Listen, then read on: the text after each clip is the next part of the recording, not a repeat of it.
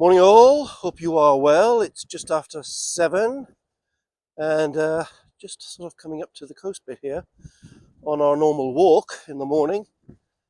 The weather's eased off. It's still quite dark and dull, to be fair, but the amount of rain that fell last night was absolutely extraordinary. Hopefully you can hear me, and the wind isn't too much, but blimey, it really is stormy out there looking at the ocean. I'll show you in a second. So let me just go this way around. Hopefully that will stop the wind. I've got a couple of things this morning. I think one maybe is somebody being ironic. I'm not sure, but we'll come to that in a second. But the first one was a question from, I've forgotten her name. Somebody from London. I do apologise.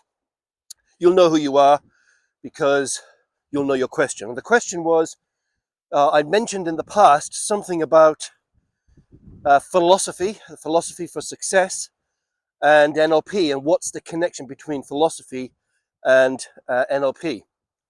Well, oddly enough, there's quite a lot, and there's kind of whole academic area of study about, the nature of human experience and how language informs the notion of our reality.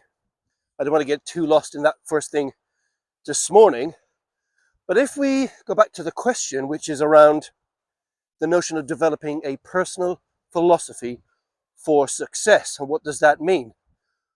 Well, from my point of view, and it's something I talk about a lot on our trainings, and certainly in all of these videos in the Be Inspired group, because I think it's very important, and I work with my clients on this as well, is just this notion of a belief that a better tomorrow is possible, that we can make a difference, we can improve, even if it's, incrementally, if I can say that word properly first thing in the morning, but this notion that we can have a better tomorrow. And in many ways, this is not new, because this is the whole selling story, if you will, of the whole personal development movement, or the human potential movement, as we used to call it back in the day. But back to the NLP part, this is about understanding about what it is we believe about ourselves and the sort of field of human experience generally. Now, I know if you watch the 10 o'clock news, or even the news this morning before I had my coffee, the news was on before I came out for our walk. The world is pretty messed up at the moment. There's a lot of wars, trouble, people doing things that are probably less than reportful, if I can put it like that. However, that said, there are lots of good things too, and it seems to me that every other day there's a news about a new vaccine for cancer, or a breakthrough in kind of treatment, or some technological thing that's helping kids read and write and learn maths in a better way, and all sorts of other things, and people really achieving extraordinary things. It's just that bad news sells. It's the old squeaky wheel gets the grease. So again, back to the question about philosophy and NLP. And really this comes to the presuppositions. This is about our belief system. What do I really believe? Now, if I just think about, I'm walking backwards, I'm just making sure I don't fall over the edge down onto the ocean, because that would be pretty messy. The presuppositions of NLP, which are the things actually that changed my life. And I think I've mentioned this in a previous video, but when I first learned them, it was like a bam, almost like a sort of road to Damascus experience, because it was like, oh wow, I get it, I can change it. I can really choose what I want to believe about myself and about the possibility of a better tomorrow. And let me just come over here out of the wind, whoops. And so I'm just going to pull a few up for this morning, because I think I've been talking for a bit too long already. And there you can see the ocean there.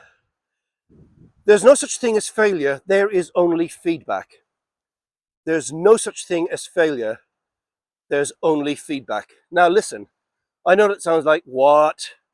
If you step into that belief, anchor that in, I really believe when things go wrong, it's feedback and I can learn from it.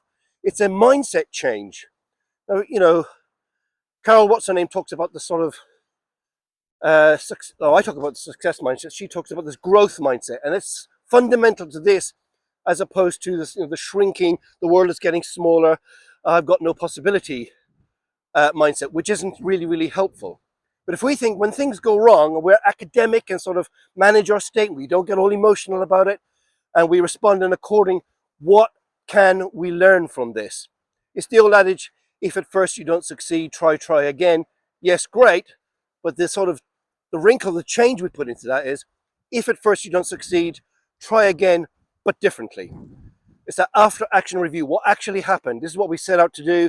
This is what happened. How can we change our approach, our strategy, different resources, and so on.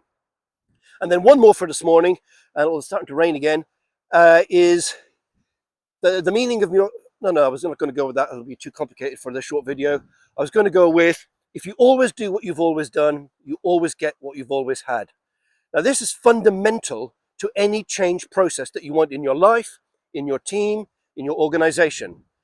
If you always do what you've always done, you'll always get the same result. I think it's been, this has been attributed to Mark Twain, but I think Einstein said something similar. Carrying out the same strategy and expecting a different return is the definition of insanity. So in NLP, we say, well, that's true, but also it's about our thinking processes. What thinking process, how we approach different situations needs to change. Because quite often people repeat the same patterns in their thinking and in their behavior and expect some kind of different result. So matching this kind of change philosophy with, actually we can change and it's just called learning, and we're not going to get all emotional about when things don't happen, and a clear, well-formed outcome. We have direction. That's the difference that makes the difference. So that really is an answer to the question from the young lady in London, whose name, unfortunately, I do apologize, but you'll know who you are because this was your question. And then the other question, which I thought was perhaps somebody was being ironic, is somebody said, we've been watching your videos and maybe you should be a coach. So I thought, okay, well, as it happens, I am. And as well as heading up the college, UKCPD.co.uk, I also have my own practice. And if this person who was anonymous, I noticed, is interested in that, what I got to do is go to my coaching website, Tony Nutley, that's my name, TonyNutley.com, and then you'll see I'm actually a practicing coach, member of all of the professional bodies and all those kind of things. So I don't know if they were joking or not. But right, let me just show you a little bit more of this. I'll probably be blown away. Tide's coming in. Can you see? There we go. It is pretty amazing. And the interesting thing is, even when it's really, really wild, you can see Doug down there, look. You can see him sat down there, well stood. Even when it's wild like this, it is breathtakingly beautiful. And you can't see, but the quantocks are behind us here, but it's too misty, you wouldn't be able to see it. Okay, I think that's enough for this morning. I'm going to get a long walk back up to the house now. Guys, have a great week. Take care of yourselves. Catch you in the next video. Bye for now.